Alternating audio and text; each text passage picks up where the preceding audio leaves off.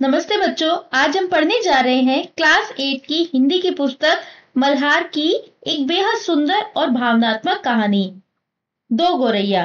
भीष्म साहनी द्वारा लिखी गई यह कहानी हमें यह सिखाती है कि जिद, सहनशीलता, प्रेम और करुणा ये सिर्फ इंसानों तक सीमित नहीं बल्कि पक्षियों और जानवरों में भी होती है। तो चलिए जानते हैं कि कैसे दो नन्ही गोरैयों ने पूरे घर का माहौल बदल दिया और कड़क स्वभाव वाले पिताजी तक को मुस्कुराने पर मजबूर कर दिया। वीडियो को अंत तक जरूर देखें। शुरुआत करते हैं दो गोरैया। घर में हम तीन ही व्यक्ति रहते हैं, माँ, पिताजी और मैं। पर पिताजी कहते हैं कि यह घर सराय बना हुआ है। सराय क्या होता है? सराय होता है धर्मशाला, जहां पर लोग आकर रहते हैं। हम तो जैसे यहाँ मेहमान हैं, घर के मालिक तो दूसरे ही हैं। लेखक बता रहा है यहाँ पर कि उनके घर में केवल तीन लोग रहते हैं, माँ, पिताजी और वो स्वयं। लेकिन पिताजी को लगता है कि यह घर किसी सराय की तरह है, जहां वे केवल मेहमान बनकर रह रहे हैं। वे मानते हैं कि असली मालिक तो कुछ और ही जीव जंतु है। आंगन में आम का पेड़ है। तरह तरह के पक्षी उस पर डेरा डाले रहते हैं। जो भी पक्षी पहाड़ियों घाटियों पर से उड़ता हुआ दिल्ली पहुंचता है, पिताजी कहते हैं वह सीधा हमारे घर पहुंच जाता है, जैसे हमारे घर का पता लिखवा कर लाया हो। यहाँ कभी तोते पहुंच जाते हैं तो कभी कौवे और कभी तरह तरह की गोरैया। गोरैया क्या होती है? छोटी चिड़िया।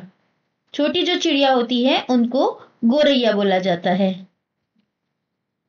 वह शोर मचता है कि कानों के पर्दे फट जाएं, पर लोग कहते हैं कि पक्षी गा रहे हैं। यहाँ पर हमने देखा डेरा। डेरा डालना क्या होता है? कहीं पर जमकर रहना। आंगन में आम का पेड़ होने के कारण तरह तरह के पक्षी घर में आते रहते हैं। पिताजी मजाक में कहते हैं कि जैसे दिल्ली में उड़ते पक्षी सीधे उनके घर का पता लिखवा कर पहुंचते हैं। घर में बहुत सारे पक्षी आते रहते हैं, जैसे तोते, कौवे, गोरैया, और उनका शोर इतना होता है कि मानो कान के पर्दे फट रहे हो। यहाँ पर देखिए तोते, चिड़िया, ये गौरैया है और ये बिल्ली है। इस तरह से पक्षी दिखाई दे रहे हैं। घर के अंदर भी यही हाल है। 20 तो चूहे बसते हैं। रात भर एक कमरे से दूसरे कमरे में भागते फिरते हैं। 20 जो संख्या में 20 होते हैं उनको 20 कहते हैं। वह धमा चौकड़ी मचती है कि हम लोग ठीक तरह से सो भी नहीं पाते। धमा चौकड़ी मतलब इधर उधर शोर मचाना। बर्तन गिरते हैं, डिब्बे खुलते हैं, प्याले टूटते हैं। एक चूहा अंगीठी के पीछे बैठना पसंद करता है। शायद बूढ़ा है, उसे सर्दी बहुत लगती है। दूसरा है जिसे बाथरूम की टंकी पर चढ़कर बैठना पसंद है, उसे शायद गर्मी बहुत लगती है। बिल्ली हमारे घर में रहती तो नहीं, मगर घर उसे भी पसंद है और वह कभी कभी झांक जाती है। तो घर में क्या हो रहा है कि चूहों की दौड़ भाग और आवाजें रात भर चलती रहती हैं, जिससे उनका चैन से सोना मुश्किल हो जाता है। कभी बिल्ली झांक जाती है। और जो चूहे हैं वो कभी अंगीठी के पीछे बैठते हैं। कोई चूहा अंगीठी के पीछे बैठता है, कोई बाथरूम की टंकी पर बैठना पसंद करता है। मन आया तो अंदर आकर दूध पी गई, ना मन आया तो बाहर से ही फिर आऊंगी कहकर चली जाती है। कौन चली जाती है? बिल्ली। शाम पड़ते ही दो तीन चमगादड़ कमरों के आर पार पर फैलाए कसरत करने लगती है। पर क्या होता है? पंख। घर में कबूतर भी हैं। दिन भर गुटरगू का संगीत सुनाई देता रहता है। इतने पर ही बस नहीं, घर में छिपकलियां भी हैं और बर्रे भी हैं। बर्रे क्या होता है? एक प्रकार की मधुमक्खी। एक प्रकार की मधुमक्खी होती है जिसे बर्रे कहा जाता है। और चींटियों की तो जैसे फौज ही छावनी डाले हुए है। छावनी किस लिए कहा गया है? क्योंकि चींटियां जो है वो पंक्तियों में चलती हैं, जैसे फौज होती है, और जहां वे डेरा डाल देती हैं, जहां जमकर रहने लगती हैं, उस जगह को छावनी बोल दिया जाता है। अब एक दिन दो गोरैया सीधी अंदर घुस आई और बिना पूछे उड़ उड़कर मकान देखने लगी। पिताजी कहने लगे कि मकान का निरीक्षण कर रही है। निरीक्षण करना मतलब उसको एक हर तरह से देखना कि उनके रहने योग्य है या नहीं। कभी वे किसी रोशनदान पर जा बैठती तो कभी खिड़की पर, फिर जैसे आई थी वैसे ही उड़ भी गई।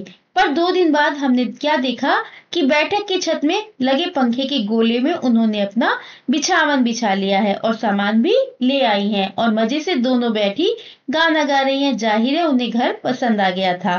तो एक दिन दो गोरैया बिना डरे घर में आ गई और इधर उधर उड़कर मुआयना करने लगी। पिताजी ने इसे ऐसा देखा जैसे वे मकान का निरीक्षण कर रही हो और यह उनके रहने लायक है या नहीं।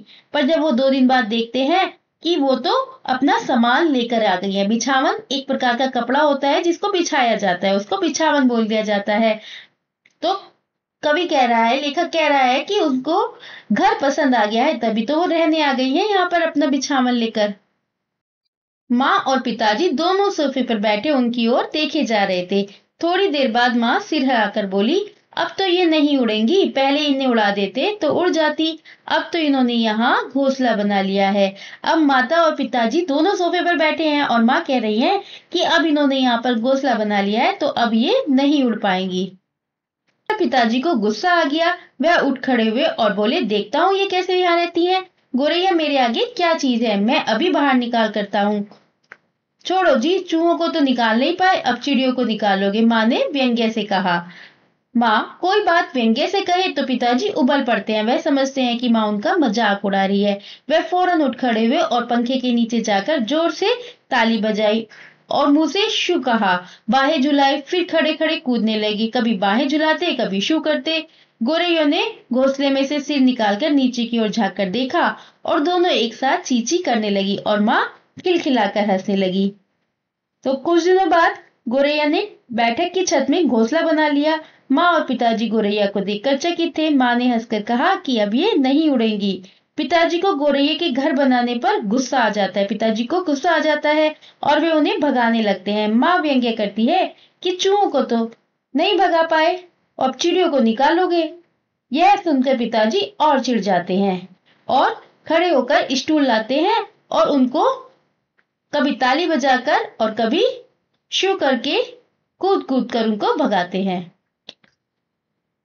पिताजी को गुस्सा आ गया और इसमें हंसने की क्या बात है। जब माता खिलखिलाकर हंसने लगी तो पिताजी को गुस्सा आया और बोले, इसमें हंसने की क्या बात है। माँ को ऐसे मौकों पर हमेशा मजाक सूझता है। हंसकर बोली, चिड़िया एक दूसरे से पूछ रही है कि आदमी कौन है और नाच क्यों रहा है। क्यों पिताजी कूद कूद कर चिड़ियों को उड़ा रहे हैं, कभी ताली बजाकर, कभी शू कर कर। तो वो कह रही है कि चिड़िया कह रही है कि आदमी कौन है और नाच क्यों रहा है।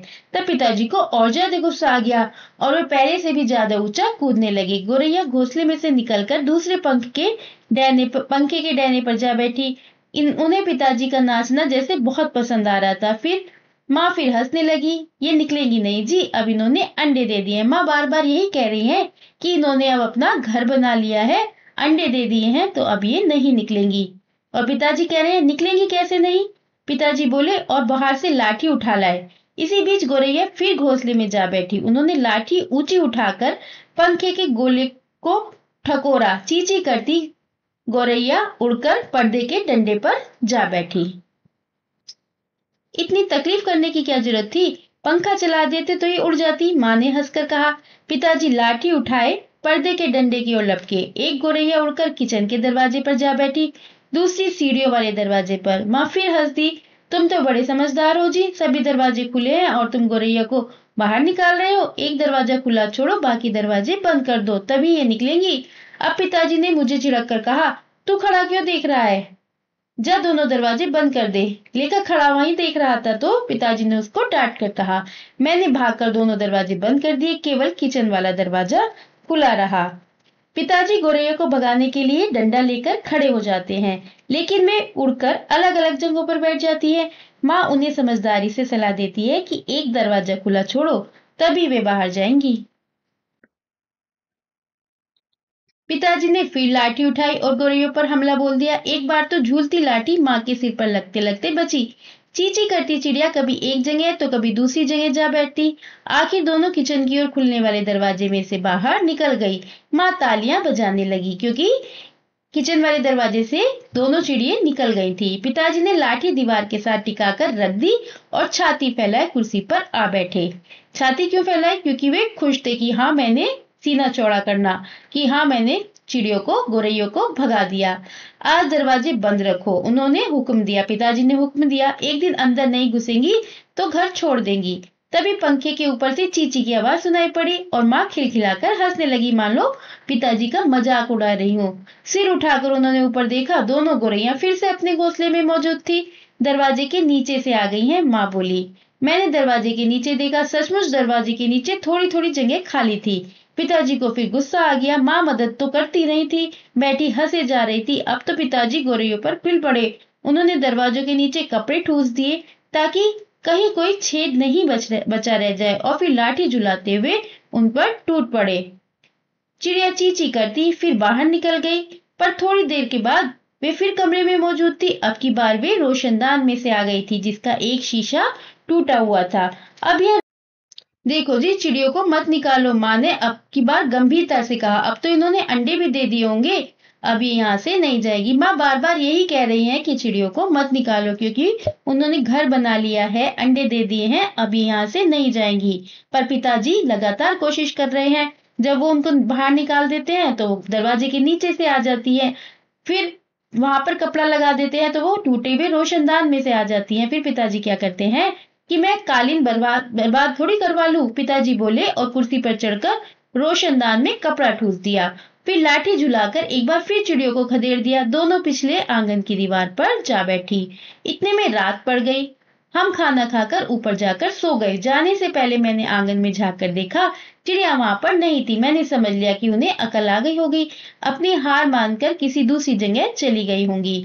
तो जब उन्होंने पिताजी ने उसको बाहर निकाल दिया, दोनों गोरैयों को, और रात हो गई, तो रात में वे ऊपर सोने के लिए चले गए।